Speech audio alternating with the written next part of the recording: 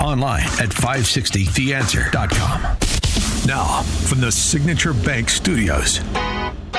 If you're looking for the latest news, insight into what it means, and the sharpest opinion, there's only one station in Chicago where you can turn, and it's this one. We're AM 560, The Answer. Top of the morning, Dan Proft here. Trump's announcement yesterday about acetaminophen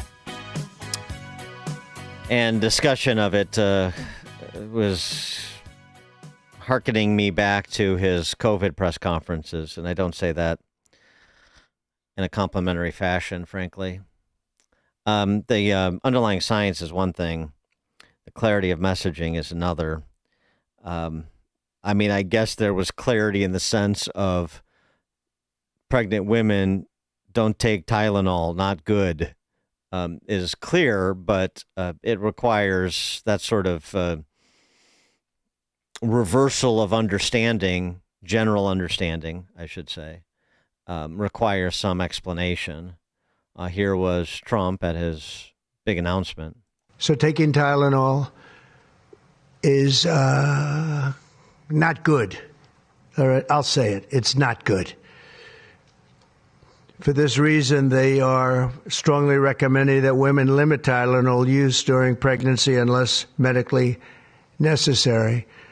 That's, for instance, in cases of extremely high fever, that you feel you can't tough it out, you can't do it. I guess there's that. It's a small number of cases, I think. That's it. There's nothing much to say. Don't take Tylenol if you're pregnant, and don't give Tylenol to your child when he's born or she's born. Don't give it. Just don't give it. And we're going to have, I think, really, if you do all the things that I say, break it up, just break it up, break up the shots with the doctor. MMRs, as I told you, separate. Chickenpox already separate. You do these things. I'm telling you, I want to, when I leave office, I don't want to have, it's going to be the kind of number that we're hearing where it's 1 in 32 or 1 in 10, because I've heard 1 in 10 also. And in California, it's really bad. I want it to be, let's get it back to maybe 1 in 10,000 or 1 in 20,000 or maybe none in 20,000. And the only way you're going to do that, because this is artificially induced. This is induced by something. You don't go from 1 in 20,000 to 1 in 10,000, then to 1 in 10. That means you're taking something and something's wrong. He's referring to, of course, diagnoses of autism going from 1 in 31 or 1 in 32. When he references California, there's data that suggests 1 in 12 boys in California have a autism diagnosis. And you heard him mention something that is artificial that is producing this incidence. It is not what he's suggesting there. It is not just better diagnostics. In other words, medical professionals have a better understanding of the neurological disorder and are able to diagnose it more often than they were previously through medical advances and accrued wisdom. That's the point that JFK made, that it is sort of reiterating Trump's insinuation. This is not an issue of diagnostics. This is an issue of an artificial agent that is at least has some impact on the prevalence of the autism diagnosis. That's one of the canards that has been promoted by the industry for many years, that it's changed diagnostic criteria, better recognition. But there's been study after study done of that completely debunks that. One of them by the Mind Institute at UC Davis, University of California. But also it's just common sense, because you're only seeing this in people who are under 50 years of age. if it were better recognition or diagnosis, you'd see it in 70-year-old men. I've never seen this happening in people my age. I've never seen a case of full-blown autism, and that means profound autism. I want to be very careful. Head banging, stimming, toe walking, nonverbal, non-toilet trained. I've never in my life seen a 70-year-old man who looks like that. You're only seeing it in the kids. It's an epidemic. Dr. Marty Makary, FDA, on CNN, sort of poring over the studies on the topic generally, the medical evidentiary support for the new guidance on the use of acetaminophen by pregnant women based on this belief there is a connection to autism. Any association between fevers and adverse outcomes in the fetus are attributed to the underlying infection, that is the source of the fever, not the fever itself. And you did cite the 2024 study from overseas that did not find an association. That was one of the 4 studies that was not favorable. 27 studies did find an association. So I would say this, when you have an epidemic of autism exploding in our living generation, it was rare a generation ago. It's now 1 in 12 boys in California, and we have no known cause, and you have this overwhelming body of evidence pointing to an association. Why would we take a risk with our nation's kids? And point of fact, Harvard, Johns Hopkins, Columbia, and Mount Sinai, peer-reviewed studies that suggest that there is that association that Makary just described. Harvard School of Public Health found that acetaminophen exposure increases the risk for both autism and ADHD. Johns Hopkins discovered babies with the most acetaminophen in their cord blood were nearly 3 times more likely to be diagnosed with autism. Even Mount Sinai called the connection to neurodevelopmental disorders strong enough to warrant warnings for expectant mothers. And so this is some of the science and data and peer-reviewed studies that provide the foundation for this change in policy guidance. Okay, well, let's get an expert's review of all of this. We're pleased to be joined again by Dr. Jonathan Ellen, primary care pediatrician and epidemiologist, former CEO of Johns Hopkins All Children's Hospital. Dr. Ellen, thanks for joining us again. It's been a while. Well, yeah, it has been a little while. Good to hear your voice. Thank you for your time. So what is your reaction to, all that you heard from the sort of assembled public health team there? Yeah, it was funny. I was thinking through discussions you and I had during the COVID press conferences, back 5 years ago, and the same sort of things came up in terms of the speaking in absolutes. And so then I went to I went back to the actual press release that it was supposed to accompany it, where it wasn't about public spin or anything else, but it was what they were going on the record in written form. And in that form, they actually do recognize that there is no causal link between acetaminophen and a proven causal link between acetaminophen and either any other neuropsych, whether it's ADHD or autism spectrum disorder. And what they're talking about doing is adding labels and to Tylenol. And so the first thing that I don't know what kind of label they're going to add, other than saying there's been evidence to suggest there might be a association.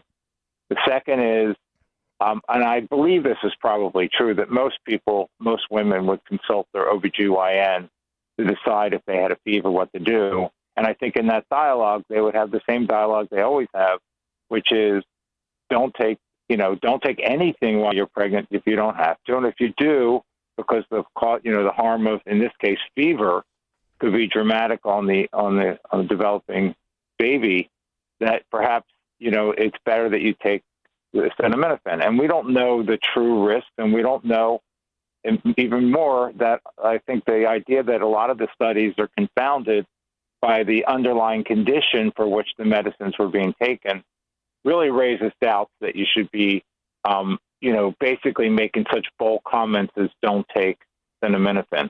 But again, that's what comes out in the press conference. But if you read the press release, it's much more nuanced than that. Well, and you heard, this is where, you have like medical professionals like Makary, very specific with language, and politicians, sometimes less specific. And part of this was, Trump, prefacing what was to come at Charlie Kirk's funeral service, that we had this biggest press conference of my life and the biggest news and all of this, and we're going to, basically, like, we've discovered something that will reduce the incidence of autism.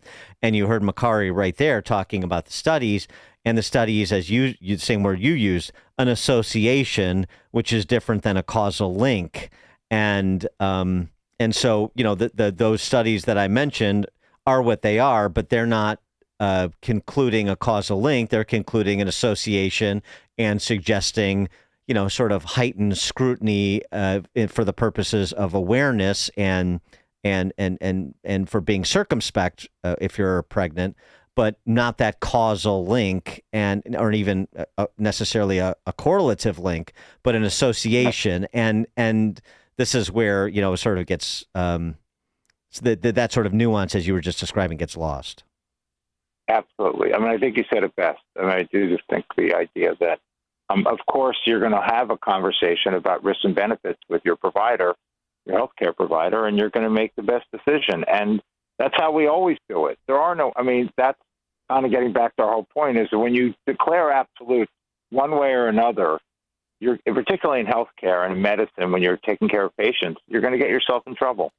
Well, because there's always confounders. Well, and on the other side, I mean, this doesn't help either. They're sort of guilty of the same thing. Tylenol, the company that we believe independent sound science clearly shows that taking acetaminophen does not cause autism. We strongly would disagree with any suggestion otherwise, and we're deeply concerned with the health risk this poses for expecting mothers.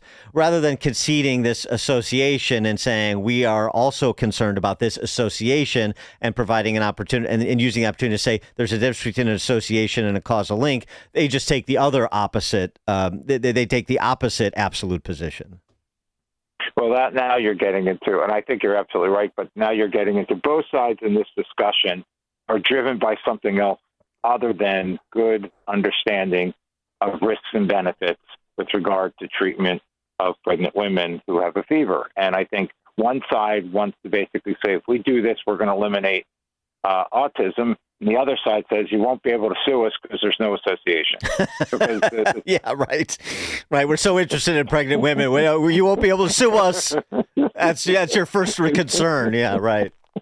So that's what that statement is. So yeah, no, there's no question. Something else I wanted to get your reaction to. Again, you're a primary care pediatrician, former CEO of a children's hospital. This was Trump on the children's vaccine schedule. It's inconvenient. No, you're going to have to go back another year later. You're going to go back each year for 4 years, 5 years, 3 years. Just break it up. Break it up because it's too much liquid. Too many different things are going into that baby at too big a number. The size of this thing, when you look at it, it's like 80 different vaccines and beyond vaccines, and 80. Then you give that to a little kid. I mean, I could. And specifically on hepatitis B? Hepatitis B, again, that's sexually transmitted.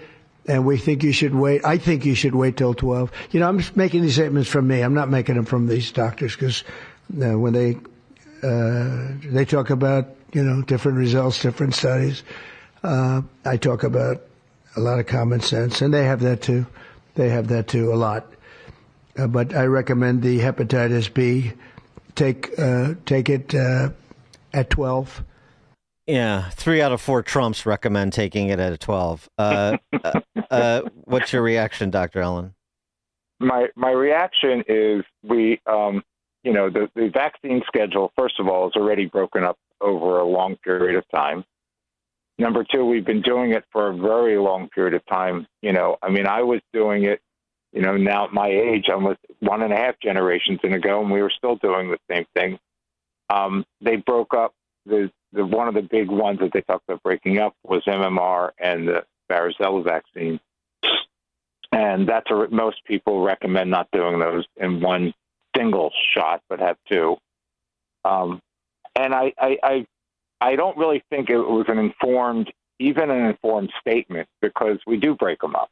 We send them over time. You do it over time because that's how you get the immune response you need to be protected. And the harm of those infections, it outweighs the side effects like fevers, sore pain, and those kinds of things. So I really just find it, as usual, I find it was over the top in terms of the statement. But it also, this one, even more than anything else, was sort of like, have you ever been to your children's, the first 5 years of their doctor's appointments? They're all broken up, so. And Hep B? When is Hep B administered? That's Hep B. Well, the thing about Hep B is very interesting. If you're not worried about the child getting Hep B from the mother or from mother's breast milk, it really is about a sexually transmitted infection later on. But the problem is that the opportunity to prevent people from getting chronic hepatitis and cancer and getting people vaccinated at 12 is much harder than getting them vaccinated earlier. Now, what's interesting is when the new advisory panel on immunizations got together last couple of weeks ago, they chose not to make a recommendation about changing the hepatitis B schedule. They tabled a discussion, which, unlike the other things they chose to address, they did show some type of restraint on making a decision about that. So even in their judgment, it wasn't a slam dunk that Hep B should be changed.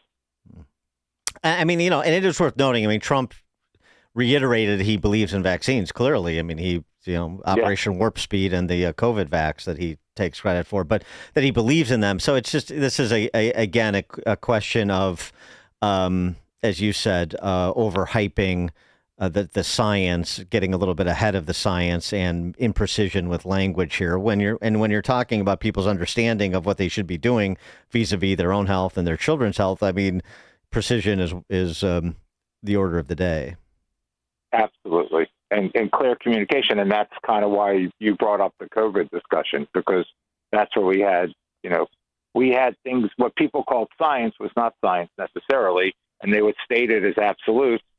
And then they'd make over-the-top policy statements, and that would, rankle you and rankle me. So, Dr. Jonathan Ellen, primary care pediatrician, epidemiologist, and former CEO of Johns Hopkins All Children's Hospital. Dr. Ellen, thanks for joining us again. Good to talk to you. Yeah, have a great day. You too. And he joined us on the Turnkey.Pro answer line. It's like a hot, steaming cup of information to start your day. It's Chicago's Morning Answer on AM 560. The Answer. President Trump has made some pretty amazing claims since he's taken his seat as president. He's delivering on what he promised. On Inauguration Day, Trump's very first declaration was, The golden age